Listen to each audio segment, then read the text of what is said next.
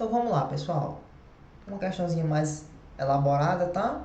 Mas que a gente consegue, entendendo o conceito, resolver ela. Veja, considere as afirmativas abaixo. Um corpo contém água e gelo flutuante, ambos a 0 grau. Quando o gelo se funde completamente, permanecendo o sistema a 0 grau, o nível da água no copo aumenta, permanece constante, diminui. Afirmativa 2. Um corpo contém água e gelo flutuante, ambos a 0 graus Celsius. O corpo está no piso de um elevador que se encontra inicialmente em repouso. Se o elevador passa a subir com aceleração constante, o nível da água no copo aumenta, permanece constante. Considerando que a configuração do copo é a mesma em ambas as afirmativas, as sentenças que respondem corretamente essas afirmativas são. Então, vamos lá. A gente pode pensar nessa afirmativa 1, que é uma afirmativa mais clássica, não é? Que quando você tem aqui um recipiente e você tem água aqui nesse recipiente e a gente colocou gelo, a gente pode pensar que o volume que está submerso, o volume que esse gelo está ocupando, era o volume que antes estava sendo ocupado por água. Então, quando esse volume ele derreter, essa água vai continuar ocupando o mesmo espaço. Porque o empuxo que está sendo aplicado aí é igual ao peso do líquido deslocado. Então, como ele deslocou aqui uma certa quantidade de líquido, quando esse gelo derreter, o nível não vai mudar. Por quê? Porque a água vai ocupar o mesmo espaço. Agora, pense assim comigo. Vamos colocar valores aqui, tá? Se você gosta mais de valores, você pode entender assim também. Mas essa é uma situação clássica que o nível não se altera, tá? Então a gente já sabe que o nível não se altera. Mas vamos ver isso aqui? A gente sabe que aqui, numa situação de equilíbrio, o empuxo causado pela água é justamente igual ao peso desse gelo. Então vou escrever isso. Empuxo é igual ao gelo. Mas quem é um empuxo? É a densidade do líquido vezes o volume que está submerso, vezes a aceleração da gravidade. E ela é igual a massa de gelo vezes a gravidade. Veja que a gravidade não é um fator importante aqui, porque ela se cancela. Então, eu posso dizer que a massa de gelo ela é a densidade do líquido vezes o volume submerso. E ela é igual a massa de gelo. Só que eu posso escrever isso aqui em função da densidade do gelo. Eu posso escrever isso aqui em função da densidade do gelo. Você concorda comigo? Eu posso escrever isso aqui em função da densidade do gelo. E como é que vai ficar isso? Vai ficar a densidade do líquido vezes o volume submerso, que é igual à densidade do gelo vezes o volume do gelo. Tranquilo? Vezes o volume do gelo. Vamos considerar agora que houve o derretimento. Então, no derretimento, ou seja, na fusão, então no derretimento,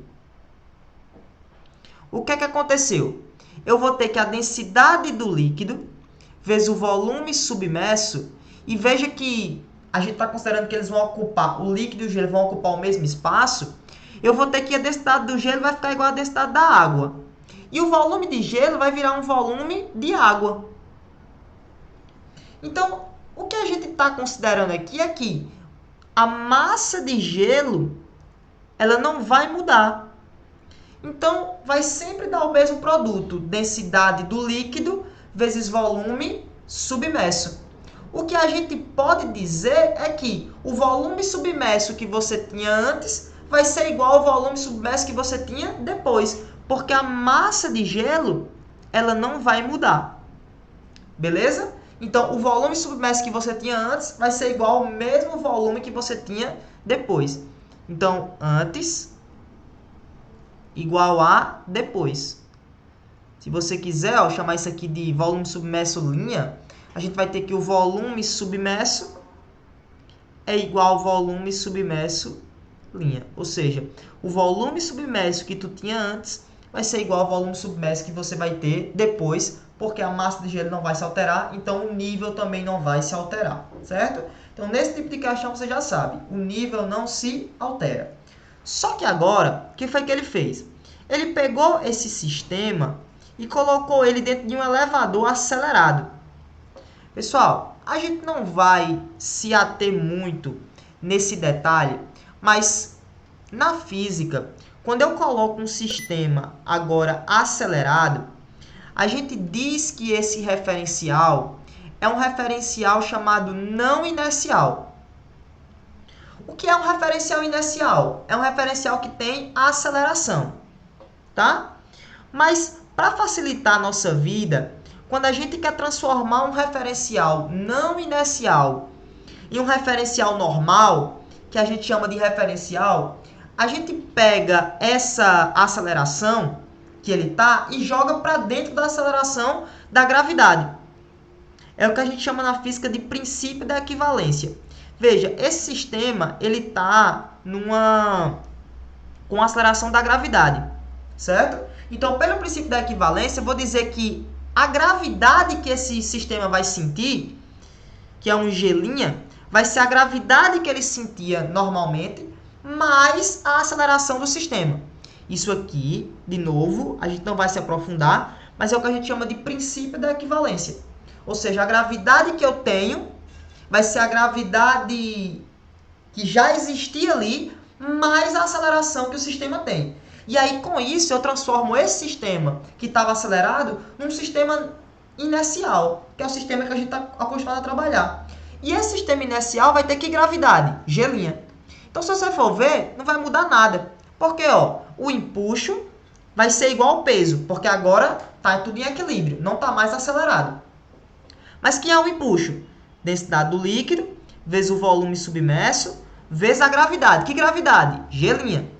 Vezes o peso, massa de gelo, vezes G'. Você está vendo aqui, ó, que G' continua cortando com G'. Isso aqui é o que a gente chama de princípio da equivalência. Transformar um referencial inercial, não inercial em um inercial. Então aqui, ó, o volume vai ficar a mesma coisa, porque se você for ver, é a mesma situação anterior. Então a gente marca aí 2 e 5, a gente marca letra E, beleza? Então é uma questãozinha bem mais elaborada, tá? Mas o conceito que está por trás dela, acredito que seja tranquilo de entender. Quando um gelo está em equilíbrio na água, ele não altera o seu volume, tá bom? Não altera o nível da água, melhor dizendo.